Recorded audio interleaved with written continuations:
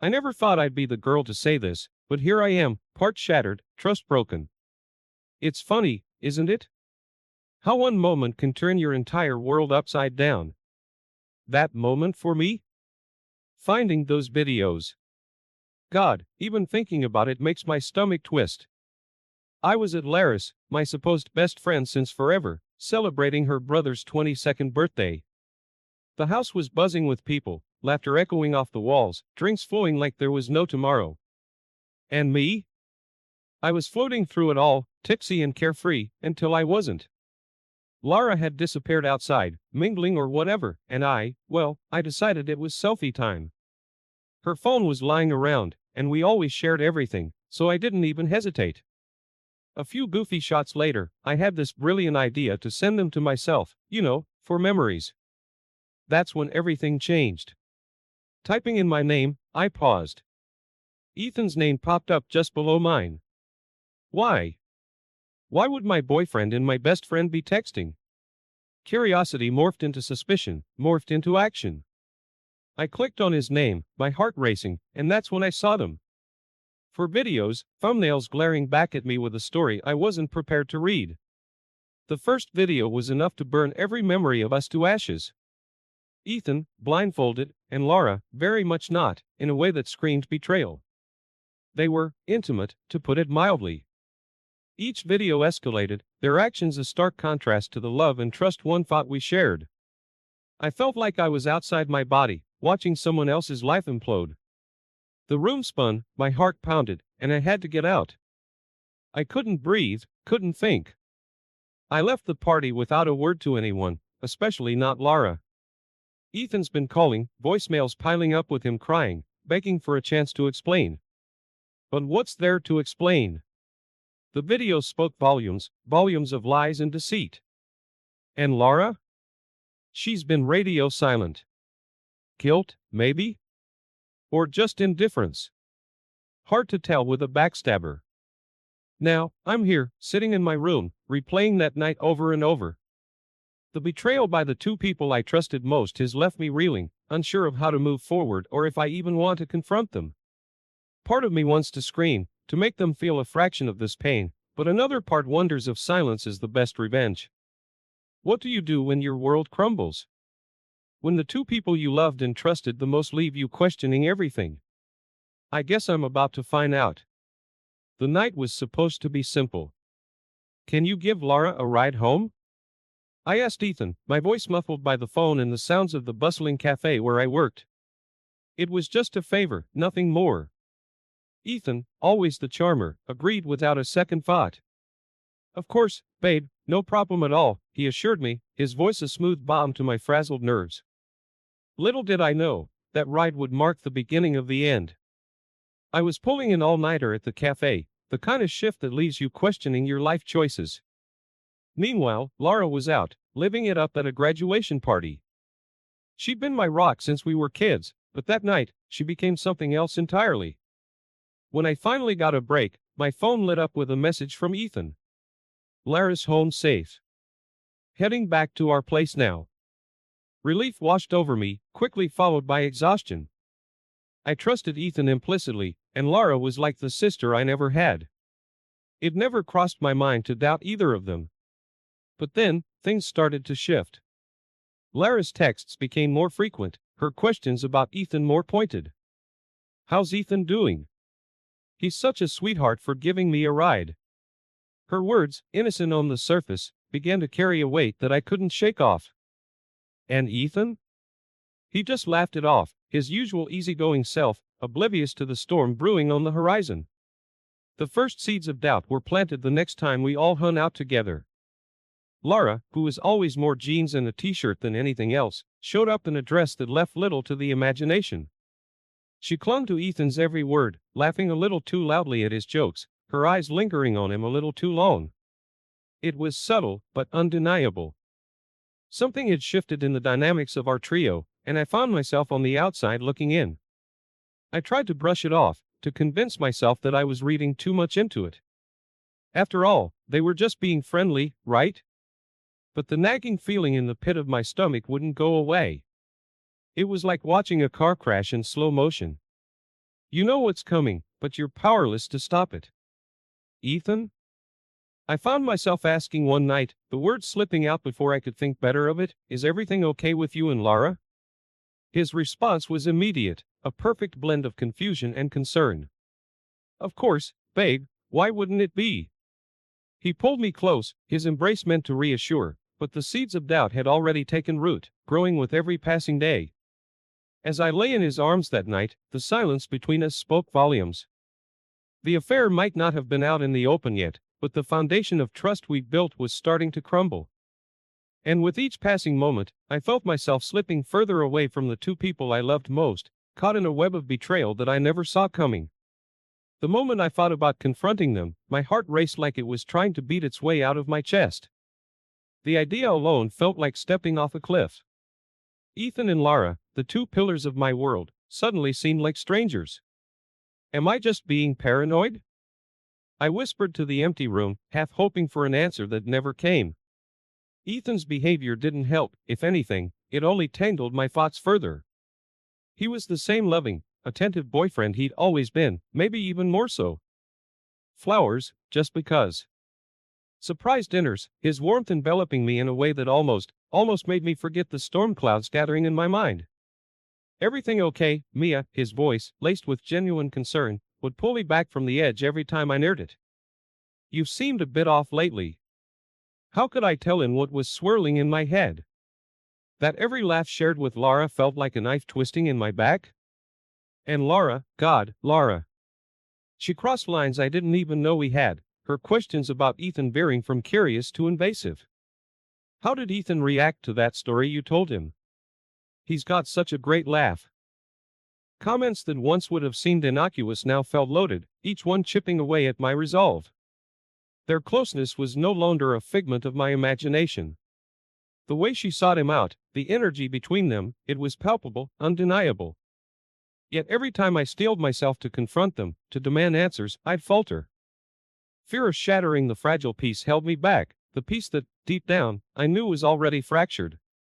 The tension became a constant companion, whispering doubts in my ear, painting my thoughts with suspicion. Mia, you're just overthinking things, I tell myself, trying to brush away the unease that clung to me like a second skin. But the harder I tried to ignore it, the louder it became. One evening, as I watched Ethan and Lara laughing together over something trivial, something inside me snapped. The laughter wasn't for me. I was on the outside looking in on a connection that had somehow shifted away from our trio, excluding me, isolating me. I needed to talk to someone, anyone who could offer perspective without the emotional turmoil clouding my judgment. My mom, always my sounding board, answered on the first ring. Honey, what's wrong? She asked, her voice a soothing balm. Pouring out my fears and observations felt like releasing a valve, the pressure within easing slightly as I spoke.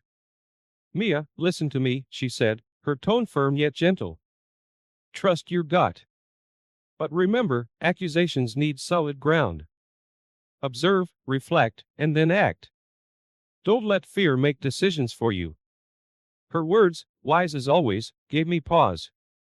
Was I ready to face the potential truth, or was the comfort of ignorance easier to bear?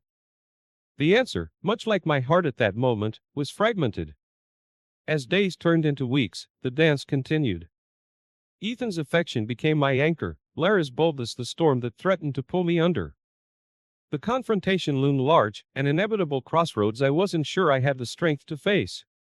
Yet, in the silence of the night, with only my thoughts for company, I realized something had to give. The truth, no matter how painful, was better than the limbo of doubt. I resolved to find my moment, to confront the storm head-on. Little did I know, the eye of that storm was closer than I ever imagined. The air was thick with celebration. Laughter weaving through the crowded backyard as I navigated my way through familiar faces, all gathered for Lara's brother's birthday bash.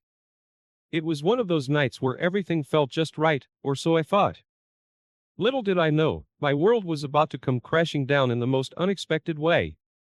I remember feeling light, almost giddy, as I made my way inside Lara's house to escape the chill. The warmth of the interior hit me, a welcome embrace from the crisp night air. That's when I spotted Lara's phone, casually left on the kitchen counter among a clutter of party debris. A harmless idea struck me: why not take a few drunken selfies for laughs? We did it all the time, a silly tradition that never seemed to grow old.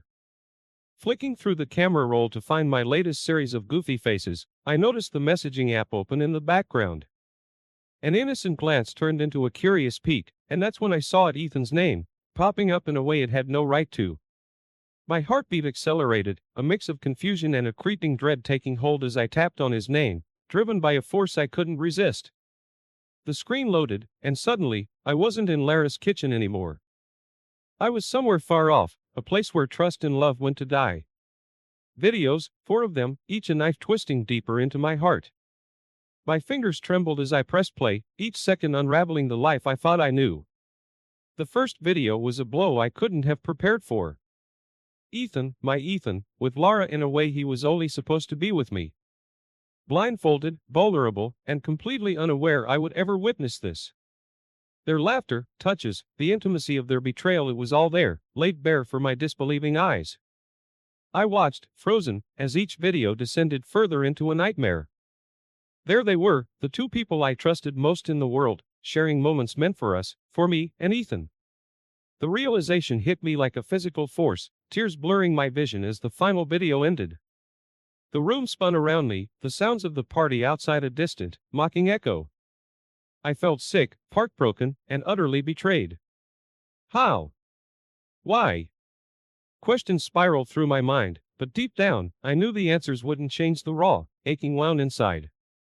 I left the phone where it lay, a Pandora's box of shattered illusions. The urge to confront them, to scream and demand explanations, surged within me. Yet, my feet carried me away, out of Lara's house, away from the scene of my world's quiet collapse. The night air no longer felt crisp, it was cold, a chill that matched the sudden ice in my veins. As I walked, the images played on a loop in my mind, a cruel highlight reel of betrayal. Ethan's and Lara's laughter echoed in my ears, a soundtrack to the unraveling of my trust. I knew then, nothing would ever be the same. The unexpected twist in my story wasn't just a revelation, it was a turning point, a moment that redefined everything I thought I knew about love, friendship, and trust. The moment I stepped out of Lara's house, the cool night air felt like a slap to my face, a harsh contrast to the storm of emotions raging inside me. My phone buzzed incessantly, a relentless reminder of the reality I was desperately trying to escape. It was Ethan, of course. His name lit up my screen over and over, each call a stab of betrayal. I didn't need to hear his voice to know what he would say. The apologies, the explanations, the desperate pleas for understanding, they were all meaningless. How could words undo what I had seen? How could they stitch back together the trust that had been so carelessly ripped apart? I took a deep breath, the decision crystallizing in my mind with a cold, hard finality. Blocking them was almost cathartic, each button press a step towards severing the ties that bound me to the pain. Ethan, Lara, they were parts of my life that I needed to cut out, malignant growths that had hidden their toxicity until now. The walk home was a blur, my thoughts a tangled mess of anger, disbelief, and an overwhelming sense of loss. By the time I reached my apartment, my phone was flooded with voicemails from Ethan. Part of me, a very small part, wanted to listen, to let his words wash over me in a wave of self-torture. But I resisted, there was nothing he could say that would change the images burned into my memory. Ethan again, I muttered to myself, deleting another voicemail unheard. His desperation was palpable, even through the digital distance I had put between us. Mia, please, just let me explain. It's not what it looks like. I swear to you, I didn't know she was filming. Please, beg, we need to talk about this. His words, even unheard, were like echoes in my mind. Could it be true? Did it even matter? The betrayal wasn't just in the act caught on camera, it was in the lies, the secrecy, and the fact that it happened at all. The apartment felt empty, colder somehow, as if the shadows held whispers of the love and trust that had once filled its corners. I sank onto the couch, the silence oppressive, the solitude a stark reminder of the gaping hole Ethan and Lara's actions had torn in my life. In that moment, the urge to confront Ethan, to scream and cry and make him understand the depth of the pain he had caused, was overwhelming. But what would it achieve? The damage was done, the trust shattered beyond repair. No, this was a wound that words could not heal. The night dragged on, each tick of the clock a reminder of the agonizing limbo I found myself in. To confront or to retreat, to seek answers or to accept the painful truth without them. These were questions I couldn't answer, not yet.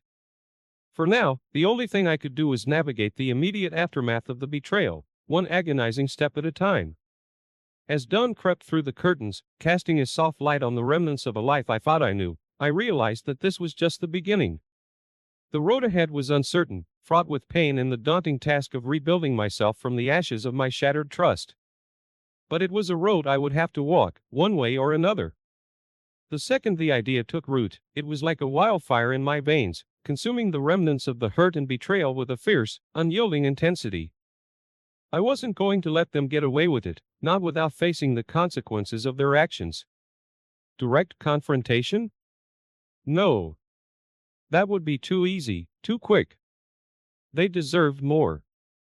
They deserved to feel a fraction of the pain they'd inflicted on me.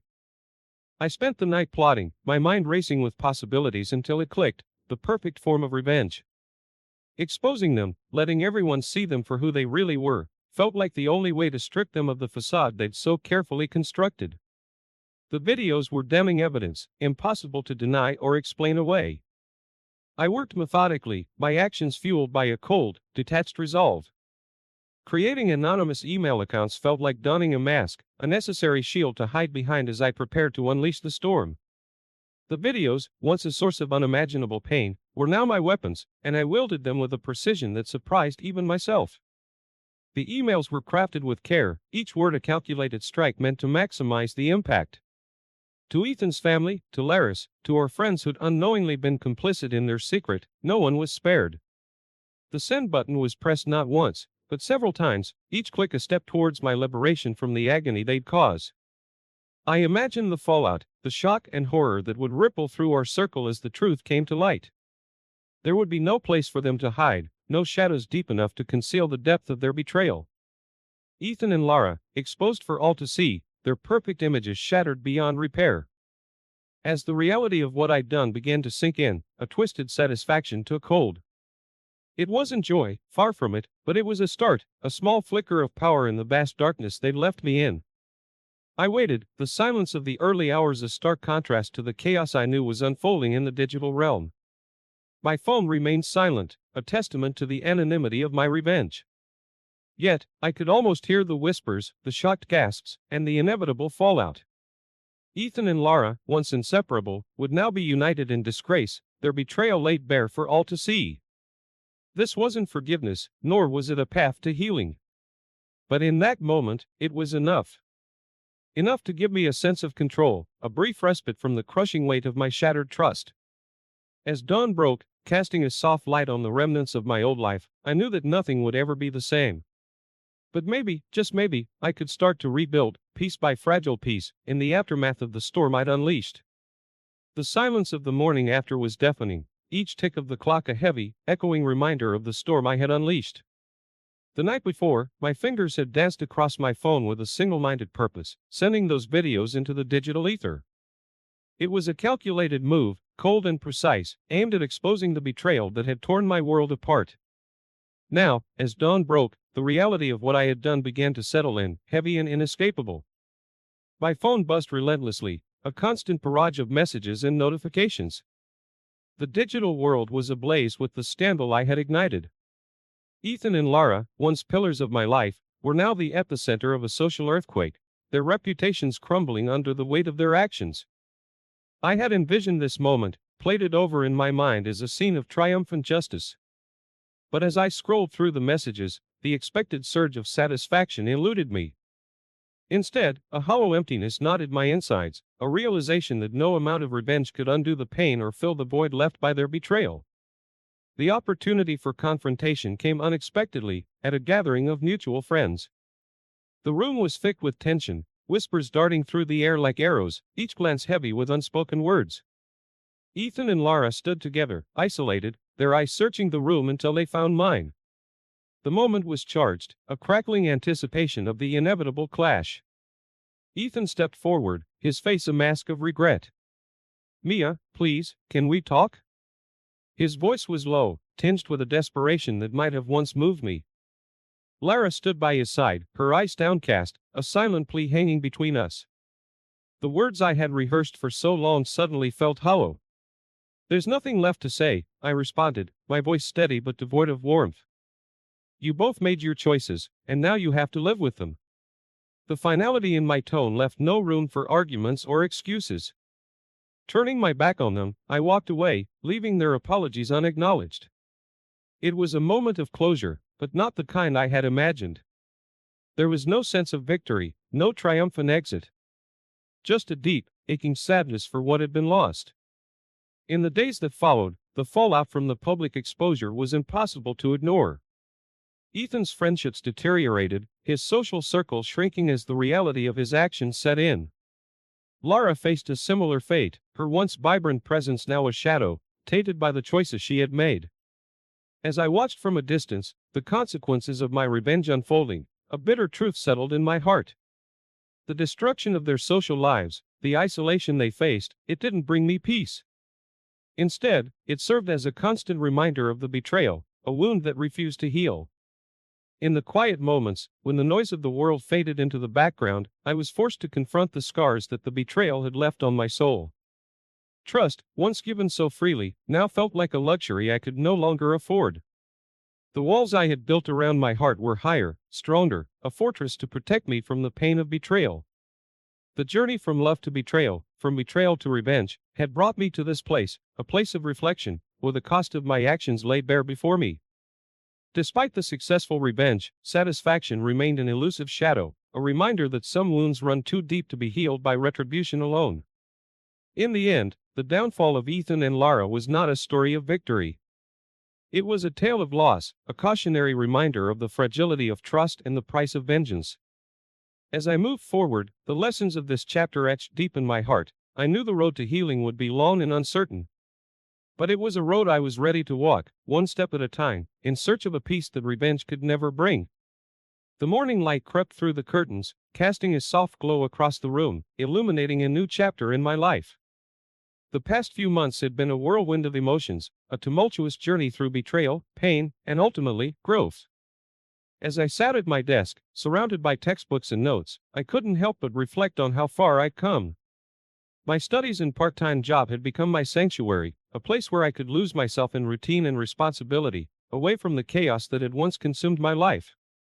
Each day was a step forward, a testament to my resilience. I had learned to guard my heart, to see the red flags I had once so naively ignored. It was a cautious dance, one where I was constantly aware of the shadows of my past.